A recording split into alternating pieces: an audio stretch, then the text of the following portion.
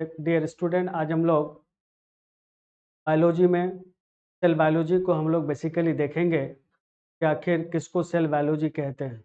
आपको लगता होगा कि भाई ये जो बायोलॉजी है उसको हम लोग लाइफ साइंस कहते हैं, और लाइफ साइंस का मतलब होता है साइंस जहाँ पर लिविंग ऑर्गेनिज्म के बारे में, जहाँ पर लिविंग के बारे में बताया जाता है, लिविंग जंतु के बारे में, लिविंग वस्तु के बारे में बताया जाता है, उसी को हम लोग लाइफ साइंस यानी बायोलॉजी कहते हैं। अब ये जो कोई लिविंग वस्तु है, कोई लिविंग चीज़ है, कोई लिविंग पदार्थ है, कोई लिविंग सबस्टांस है, आखिर वो बना किस चीज़ से है? तो उसका जो बेसिक यूनिट है, वो बेसिक यूनिट का नाम सेल है, जिसको हिंदी में कोशिका कहा जाता है। तो आज इस सेल को बायोलॉजी के पॉइंट ऑफ व्यू से, इस सेल को लिविंग के नज़र से देखेंगे कि एक लिविंग में ये सेल कैसे होता है, सेल क्या करता है, सेल का क्या-क्या फंक्शंस होता है। लेकिन उसको जानने से पहले एक बात को जानना ज़रूरी होता है कि आखिर जो सेल है, उसके स्टडी को क्या बोलते हैं। तो जिस ब्रांच ऑफ बायोलॉजी में ये सेल का स्टडी होता है, उसको हम लोग सेल बायोलॉजी कहते हैं।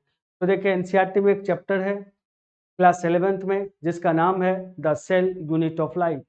ये जो सेल यूनिट ऑफ लाइफ है, लाइफ का मतलब जिंदगी है, ये लाइफ है, लाइफ का मतलब ये जिंदगी है।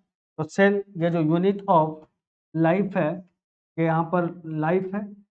तो ये जो लाइफ का मतलब होता है जिंदगी, ये जिंदगी को हम लोग लाइफ कहते हैं। तो इसका यूनिट क्या है? तो इसका यूनिट सेल है। आज हम लोग बेसिकली देखेंगे कि आखिर किसको सेल बायोलॉजी कहते हैं। ये बेसिक चीज़ है बायोलॉजी का, ये बेसिक चीज़ है लिविंग ऑर्गेनिज्म का, ये बेसिक चीज़ है ना, लाइफ प्रोसेस का। तो देखिए हम लोग सेल बायोलॉजी कि आखिर किसको हम लोग सेल सेल बायोलॉजी कहते हैं। इसी चीज़ को देखना है, सेल बायोलॉजी को। तो आखिर किसको हम लोग सेल बायोलॉजी कहते हैं? तो याद रखना, ब्रांच ऑफ बायोलॉजी, बायोलॉजी जिसको हम लोग लाइफ साइंस कहते हैं। ब्रांच ऑफ बायोलॉजी जिसको हम लोग लाइफ लाइफ साइंस कहा जाता है, इसको हम लोग लाइफ साइंस कहते हैं। ये लाइफ साइंस कहा जाता है। ये जो branch of biology in which we study cell, जहाँ पर सेल का स्टडी होगा उसी को हम लोग सेल बायोलॉजी कहते हैं। अब देखिए सेल बायोलॉजी का ब्रांच होता है, सेल बायोलॉजी का अलग अलग ब्रांच होता है। तो क्या क्या ब्रांच है? तो देखो, ब्रांचेज ऑफ ब्रांच ऑफ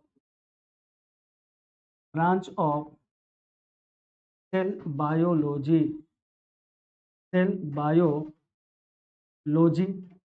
पहला ब्रांच का नाम है साइटोलॉजी। पहला ब्रांच का नाम क्या है? साइटोलॉजी। दूसरा जो आपका आता है, जिसको हम लोग बायोकेमिस्ट्री कहते हैं, बायोकेमिस्ट्री। और तीसरा जो नाम आता है, जिसको हम लोग ये जेनेटिक्स कहते हैं, ये जेनेटिक्स। ये तीन ब्रांच ऑफ ये आपका क्या है? तो हम लोग कहते हैं बायोलॉजी। सेल बायोलॉजी का तीन ब्रांच है। पहला ब्रांच का नाम साइटोलॉजी। अब ये सवाल आता है, क्या दिमाग में आता है कि साइटोलॉजी किसको कहते हैं, ये बायोकेमिस्ट्री किसको कहते हैं, और तीसरा जो नाम आता है जेनेटिक्स किसको कहते हैं? तो देखिए बच्चा, साइटोलॉजी जो है ये इसी को बेसिकली यहाँ पर हम लोग डील करेंगे। तो साइटोलॉजी में सेल के स्ट्रक्चर के बारे में, सेल के फंक्शंस के बारे में, यानी ब्रांच ऑफ सेल बायोलॉजी, जहाँ पर हम लोग सेल का मॉर्फोलॉजी, सेल का एनाटॉमी का स्टडी होता है, तो उसी को हम लोग साइटोलॉजी कहते हैं। और ये बायोकेमिस्ट्री क्या है? तो बायोकेमिस्ट्री वो ब्रांच ऑफ बायोलॉजी है जिसमें सेल के कंपोजिशन के बारे में बताया जाता है। जैसे अपने घर में अगर आप मरकरी को देखें, अपने घर में अगर पंखा को देखें जो आपको हवा दे रहा है गर्मी में, तो पंखा ये बना हुआ होता है किसी न किसी वस्तु से। तो जिस वस्तु से बना हुआ है उसको हम लोग केमिस्ट्री कहते हैं। पंखा घूमता कैसे है, इसको फिजिक्स कहते हैं। पंखा हवा दिया और आदमी को आराम पहुंचाता है, इसको बायोलॉजी कहते हैं। सेम कहानी यहाँ पर भी है। जो सेल बना हुआ किस चीज़ से है, कौन सा मॉलिक्यूल से जो सेल का निर्माण करता है, वहाँ पर जो स्टडी होता है उसको बायोकेमिस्ट्री कहते हैं।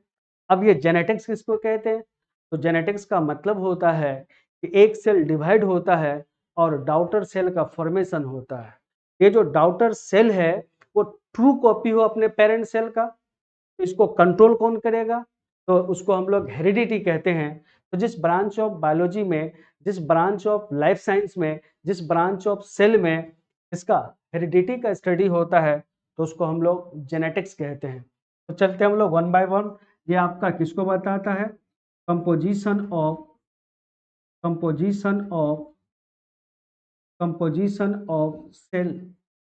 कंपोजिशन ऑफ सेल यानी इसके बारे में हम लोग डील करते हैं बायो बायोमोलिक्यूल्स के बारे में। कि बायोमोलिक्यूल्स के बारे में हम लोग यहाँ पे डील करते हैं, यानी जिस ब्रांच ऑफ बायोलॉजी में बायोमोलिक्यूल्स का स्टडी होता है, जिस ब्रांच ऑफ, यहाँ पर हम लोग डील किससे करेंगे? बायोमोलिक्यूल्स के बारे में। कि किसको हम लोग बायोमोलिक्यूल्स कहते हैं? बायोमोलिक्यूल्स बायोमोलिक्यूल्स के बारे में हम लोग यहाँ पर डील करेंगे कि आखिर किसको हम लोग बायोमोलिक्यूल्स कहते हैं। जेनेटिक्स आपका, हेरिडिटी, ये जो आपका है हेरिडिटी के बारे में बताएगा कि किसको हम लोग हेरिडिटी कहते हैं। ये आपको जेनेटिक्स, तो मेन हम लोग को साइटोलॉजी को देखना है कि देखिए किसको हम लोग साइटोलॉजी कहते हैं। साइटोलॉजी कि भाई किसको आखिर साइटोलॉजी कहते हैं। तो साइटोलॉजी में क्या होगा? तो branch of cell biology, branch of cell biology in which we study, किसको स्टडी करते? वी स्टडी सबसे पहला सेल स्ट्रक्चर और दूसरा सेल फंक्शंस। जहाँ पर सेल के स्ट्रक्चर को, जहाँ पर सेल के फंक्शंस का स्टडी होता है तो उसको हम लोग साइटोलॉजी कहते हैं। अगर हम लोग स्ट्रक्चर का बात करें तो देखो सेल का जो स्ट्रक्चर है, सेल स्ट्रक्चर को अगर हम लोग देखें तो स्ट्रक्चर में क्या क्या आता है? एक आता सेल मॉर्फोलॉजी, सेल मॉर्फोलॉजी, और दूसरा सेल एनाटोमी। एक आता सेल मॉर्फोलॉजी और दूसरा आता सेल एनाटोमी। सवाल है कि किसको हम लोग ये सेल मॉर्फोलॉजी कहते हैं। तो सेल मॉर्फोलॉजी का मतलब स्टडी ऑफ एक्सटर्नल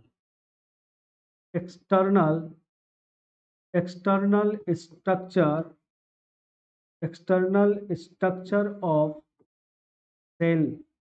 जहाँ पे सेल का एक्सटर्नल स्ट्रक्चर के बारे में, तो एक्सटर्नल स्ट्रक्चर में तीन चीज आएगा। अगर एक्सटर्नल स्ट्रक्चर को हम लोग देखें तो यहाँ पर क्या क्या आएगा? तो सबसे पहला जो नाम आता है shape and size of cell, और दूसरा देखो कलर ऑफ सेल। दो चीज आएगा बच्चा। क्या आएगा? ये जो हम लोग मॉर्फोलॉजी को अगर देखें, एक shape and size of cell, cell का साइज कितना बड़ा होता है, सेल का शेप कैसा होता है ना, इसके बारे में हम लोग, और दूसरा सेल दिखने में लगता कैसा है, यानी सेल का कलर कैसा होता है, उसके बारे में स्टडी को हम लोग क्या बोलते हैं, सेल मॉर्फोलॉजी कहते हैं। फिर देखिए दूसरा आता सेल एनाटॉमी। यहाँ पर internal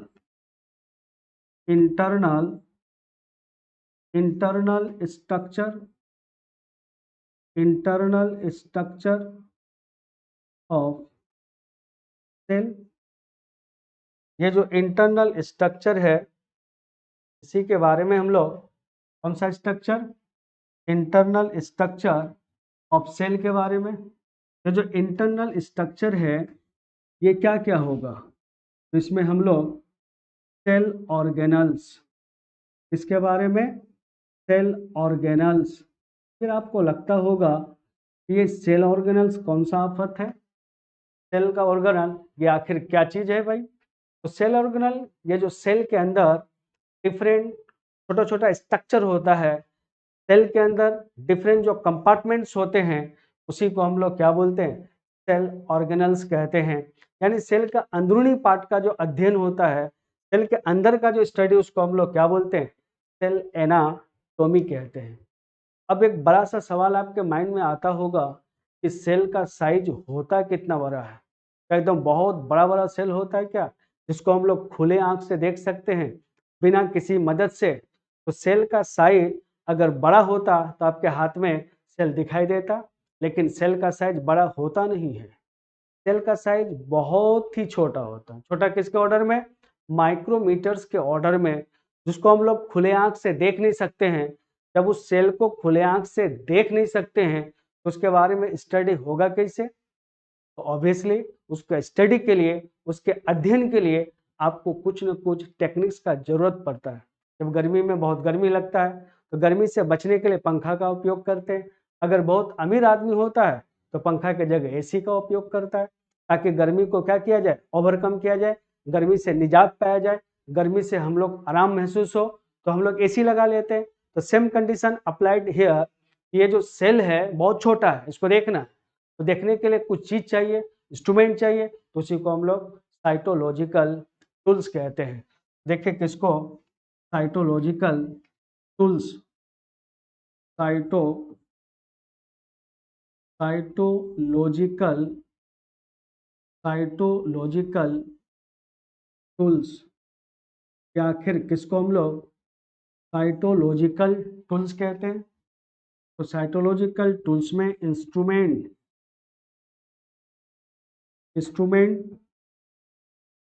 used for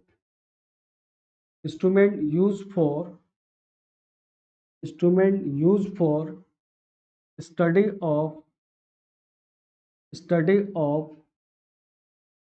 cytology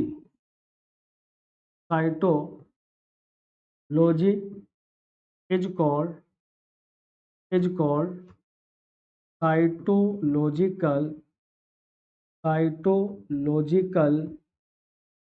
cytological tools, तो हम लोग साइटोलॉजिकल टूल्स कहते हैं। अब आता है कि कौन कौन सा इंस्ट्रूमेंट है, कौन कौन सा साइटोलॉजिकल टूल्स है। तो देखिए examples of cytological tools, examples of cytological tools, देखिए एग्जांपल्स ऑफ साइटोलॉजिकल टूल्स। तो सबसे पहले इसमें जो टूल्स में नाम आता है माइक्रोस्कोप का। दूसरा जो इसमें नाम आता है जिसको हम लोग सेंट्रीफ्यूज का, और तीसरा जो इसमें नाम आता है जिसको हम लोग